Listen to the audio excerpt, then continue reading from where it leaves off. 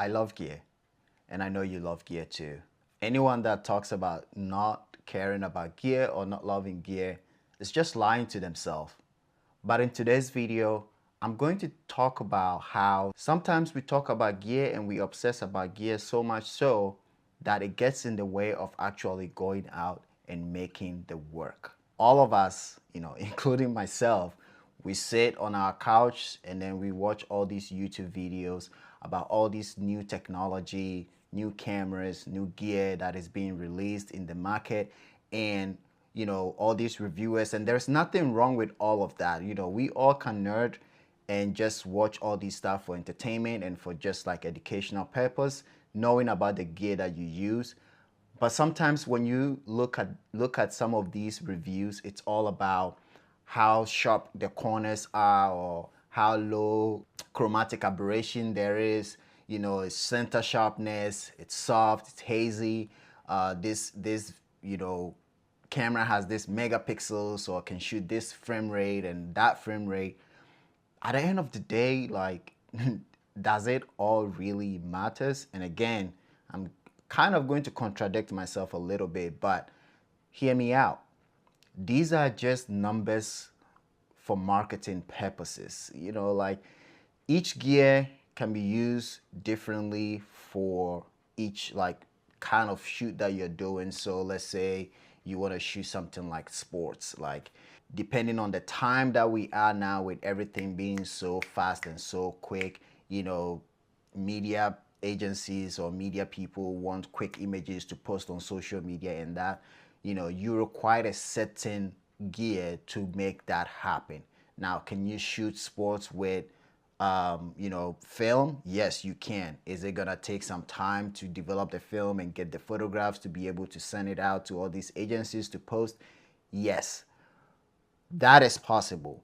But just because everything needs to be so quick, that is why you need certain kind of gear to do it. I mean, one of my favorite sports photographers is, I think he's shooting expired film or something like that. This guy shoots sports on film, and he's being hired by all these big, teams and agencies to go out and shoot sports on film. And it's amazing. So back to my point is, I have these two lenses here. I have my 7 Artisan 51.1, and then I have this Lumix 20 to 60.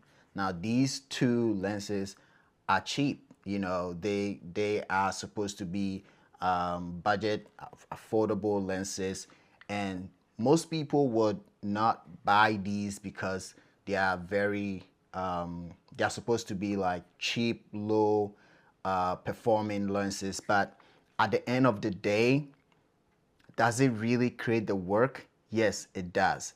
When you get on the internet, do people scrutinize this and tell you how much vignetting it is at 1.1, or how much soft it is at 1.1, or how much this is not a fast lens, it's slow because it's a 3.5, and then as you zoom in, it goes all the way to 5.6. But for somebody who has been showing in the gallery for the last 6 years, I'm gonna tell you this: nobody cares about the gear you shot the photograph with. Nobody cares. Even when you're watching movies for videos, like I personally, just as a nerd and somebody who loves, gear, and I'm telling you, don't really obsess about it. I do sometimes will go on Google and search what camera or what lenses the film that I'm watching was shot with. And it's that part of me that just enjoy talking about the gear or knowing that gear that was used. But I also try to tell myself that it's not that important. It's not that it's not important, but it's like nobody really cares. At the end of the day, as long as you are getting the emotions that you want out of the film, as long as the story that is being told is really good, you are invested in the characters, the story, as long as there is good sound, that is what really matters. But nobody is at the gallery looking at a photograph on the wall and trying to see which side of the image is not focused or which side is sharp. Nobody, absolutely, I'll tell you this by experience, Nobody really cares. I've had situations where I took a certain photo, and as I'm looking at it, I'm like, there is this part that I wish it was this. And those are all technical stuff. And then I put it out there, in a book, or at an exhibition, or take it to my gallery that represents me. And most of the time, people care about the story behind the image. People care about why you created that image. People want to connect with the image on their personal way and all of that. And nobody ever asked me, oh, what did you shoot this on? Now, I would say sometimes I do mention that I shot it on film, because that kind of help, tell the person the process at which I went through in making the image. Because shooting, not that shooting digital is like an easy, cheap way, but it's an extra step when you shoot it on film, and most times collectors appreciate that more. But again, they just get that information and that's it. They don't ask you, oh, what film camera, or what film stock, or what lens did you use? Like, nobody really care about that. So the point I'm trying to make in this video is, no matter the gear you have, go out there and create the work.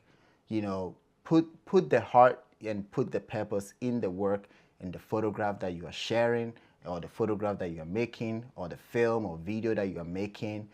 And the tools that you use in making the gear is just there to help you achieve the results that you are trying to get.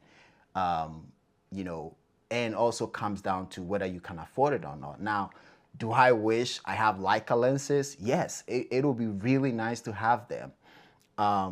Do I wish I have the top of the line, L mount lenses? Yes. But does that mean that the ones that I have is not capable of making the work? Absolutely not. And so this video is kind of like me talking to myself whilst trying to share some things with you guys as well. So don't obsess about the gear.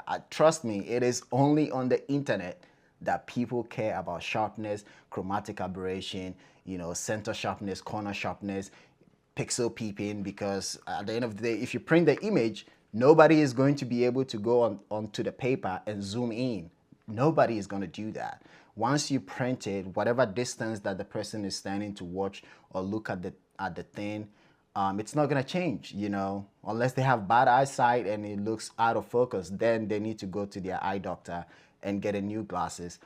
But nobody's going to be able to zoom in and look at the images that you print and put on the wall. Also, it comes down to how big you want to print, So there are some photos that when I think about them, a concept that I think and I know, oh, I want to print this really big, then I shoot it on my 4x5, because I'm going to get way much information in the negative.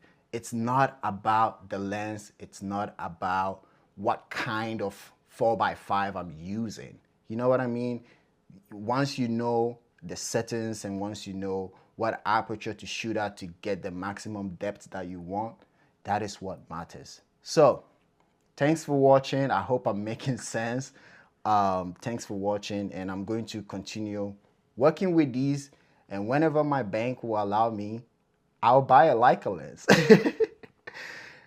Because at that point I can, not because I need it. I don't need it. I just want it.